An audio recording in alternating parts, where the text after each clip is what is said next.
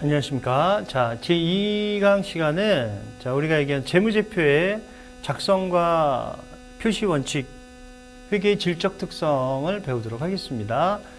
자, 이제 가장 중요한 게 여러분 뭐였습니까? 재무제표였습니다.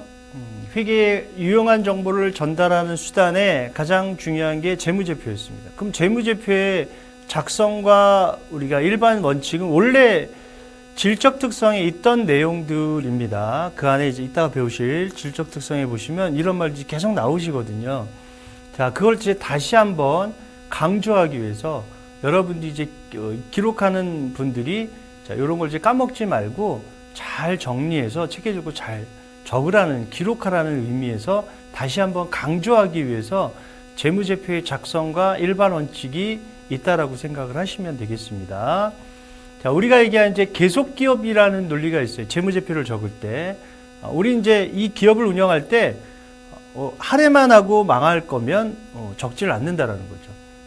이 기록되는 모든 회계의 논리들의 돈에 관한 내용들은 1년 안에 장사가 끝날 게 아니고 1년, 10년, 20년, 30년, 100년을 이어갈 수 있는 기록으로 전제하에서 여러분들이 기록한다라는 걸 생각하시면 되겠습니다. 그래서 계속기업의 반대는 우리가 이제 청산기업이라고 생각을 하시면 돼요. 자, 청산기업. 우리가 얘기하는 색상은 노란색으로 하겠습니다. 자, 청산기업. 이렇게 보시면 돼요. 반대 용어라고 생각을 하시면 되겠죠. 그죠? 자, 기업이 이제 청산하거나 우리가 얘기한 경영활동 중단할 의도가 있지 않는 거죠. 기록할 때. 자, 그래서 없이 계속 뭐 한다라는 거예요? 전자에 기록한다라는 걸 가정해서 작성하는 게 우리가 이제 계속기업이라고 보시면 되겠고요. 자, 재무제표의 작성과 책임은 공정한 표시, 공정하게 표시해야 된다. 시험 문제가 자주 나오는 게 재무제표에 대한 작성과 표시에 대한 책임은 누구에게 있다? 경영진에게 있다. 맨날 나오는 문제가 뭡니까? 종업원에게 있다. 이게 아니고 우린 누구에게 있다? 경영진에게 있다. 이렇게 보시면 되겠습니다. 자, 재무제표의 항목을 구분 통합 표시한다. 우리가 이제 구분 표시 아까 배우셨잖아요. 자산부채 자본을 나눠서 적고, 자, 우리 뒤에 배워야 될 통합 표시 좀 배우시는 거예요. 자, 불필요한 건 합쳐준다. 뭐 예를 들어서 현금 및 현금성 자산에 대한 논리는 굉장히 나열이 많이 되어 있습니다. 그걸 뭐 외부 이용자들이 그런 걸 알아서 보시는 것도 좋겠지만 간단 명료하게 이렇게 통합표시에 적어주시는 게 더 정확하게 전달이 빠르고 유용한 정보가 될 수 있기 때문에 구분과 통합 표시해 준다라고 보시면 되겠습니다. 자, 그래서 재무제표의 본문이나 주석 그 내용에 가장 잘 나타낼 수 있도록 구분 표시하고 중요하지 않은 항목끼리는 어떻게 된다? 유사 항목끼리는 이렇게 뭉쳐준다. 예, 통합 표시라고 보시면 되겠습니다. 자, 비교식 재무제표를 작성하고 있다라는 것을 여러분들이 보시면 되겠습니다. 아, 전기 단기 비교해야 된다. 자, 전년도에 얼만큼 벌었는지 또는 얼만큼 썼는지 이런 것들을 단기와 우리 전기를 비교식 형식으로 반드시 표시하게 되어 있습니다. 이 재무제표에는. 자, 그래서 필요한 정보를 비교해 주고 나머지 걸 뭐 주석으로 기재할 수도 있고요. 자, 우리가 재무제표 항목이 표시되는 분류 계속성입니다. 이제 한번 적은 거는 여러분들이 중간에 이제 바꾸거나 이러면 이제 정보 이용자들에게 유용한 정보를 전달할 수 없으니까 계속성에 대한 논리가 있으신 거예요.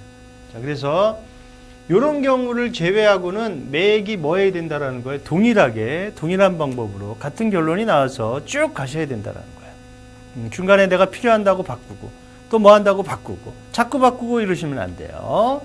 자, 그러면 이게 뭐냐면 기업의 회계 기준에 따라 자, 재무제표 항목 표시 분류 변경을 요구할 때는 이럴 때는 이제 예외적인 경우고요. 그다음에 사업이 결합되거나 중단이 있을 경우에는 이제 내용이 좀 바뀔 거 아니에요. 자, 그래서 유의적인 변경이 될 경우에는 자, 이제 계속성에 대한 논리가 좀 깨지는 거죠. 그죠? 그다음에 재무제표에 대한 항목 표시와 분류. 자, 그다음에 기업의 재무 정보를 더욱 철저하게 전달할 수 있을 경우에는 자, 요거를 이제 분류 계속성이 조금 배제되는 논리가 생기시는 거죠. 자, 재무제표라는 건 모든 걸 다 담을 수는 없습니다. 재무제표에 의해서 한계가 있다라는 거예요. 모든 전반적인 사항들을 거래나 사건들이 일어나는 사항들을 다 적을 수는 없겠죠. 자, 그래서 재무제표의 특성과 한계가 있다라는 거예요.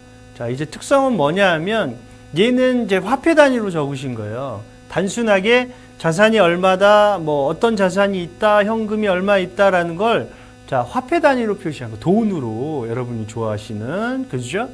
그래서 화폐 단위로 측정된 정보만을 제공한다. 그 다음에 재무제표의 대부분 이제 과거지사죠. 과거에 일어났던 사건에 대한 걸 기록하기 때문에 얘에 대한 정보가 미래에 대한 정보라든지 이런 것들을 정확하게 거래를 적은 것들이 아니기 때문에 그래서 여러분들이 과거에 대한 논리라고 보시면 되겠습니다. 재무제표에 추정치가 들어가죠. 추정에 의한 게 들어간다. 이런 것도 시험 문제 자주 내니까. 추정을 포함하고 있습니다. 자, 뭐 예를 들어서 뒤에 배우는 이제 감가상각이라든지 내용연수 차예요. 예를 들어서 차량 운반부입니다. 과연 그 차를 10년간 쓸 수 있느냐, 20년간 쓸 수 있느냐, 그거는 이제 우리가 정해진 일정한 방법에 이 정도는 쓸 거야 라고 생각을 하고 기업회계가 5년이야, 뭐 10년이야 이렇게 되는 거죠. 자, 자동차를 예를 들어서 포니가 아직도 굴러다닙니다. 맞지 않습니까? 우리 때 그 70년대에 나왔던 이제 포니들, 80년대에 나온 이제 여러 가지 차들을 아직도 도로에 가끔씩 보여요. 그죠? 자, 그 차들이 보입니다. 그러면 그 차는 벌써 수명력이 끝난 거잖아요. 자, 그거는 이제 어떻게 합니까? 과연 몇 년간을 쓸 거라는 거는 예상을 못 하는 거죠. 그냥 기준치를 두고 그거에 대한 거, 이 정도 쓸 거야 라는 논리로 가시는 거죠. 그런 것들이 이제 우리가 얘기하는 추정치입니다. 뒤에 보면 이제 대손율.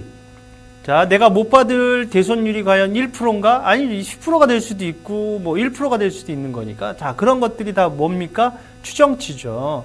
자, 그래서 추정치를 포함한다. 이렇게 보시면 되겠죠.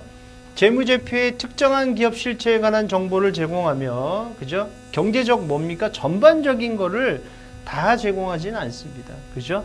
모든 사회적인 전반적인 내용들, 그 산업에 대한 기계제 작업을 하는데 기계제 작업에 대한 모든 내용들을 다 삽입해서 거기다가 재무제표 표시한다? 자, 그렇게 적을 수는 없죠. 자, 단순하게 그거에 대한 내용만 적으신다라고 보시면 되겠죠. 자, 이런 게 이제 재무제표의 한계와 특성이라고 보시면 되겠습니다. 이거 시험 문제에서 종종 출제되니까 한 번씩 봐주시기 바랍니다. 자, 그럼 이제 과연 재무제표가 뭐냐 이겁니다. 재무제표의 속을 보자라는 거죠.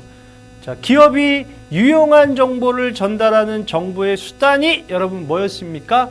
재무제표였습니다. 그 재무제표의 과연 속이 무엇인가? 그 속을 보여달라는 거죠. 자, 그 속에는 기본적인 이제 가정이 밑에 깔려 가시는 거예요. 이게 이제 건물로 얘기하면 기초공사라고 생각하시면 땅 밑바닥에 이제 그 땅을 파야 될 거 아닙니까? 그 땅의 밑바닥에서 이제 땅판 그 굳어가는 이제 그 과정들이라고 생각을 하면 됩니다. 기초 과정. 자, 그러면 이제 재무제표의 가정입니다. 가정. 자, 이럴 거야라고 생각을 하는 거죠. 자, 정보의 이제 전체적인 범위를 결정하는 게 이제 기업 실체의 과정이라고 보시면 돼요.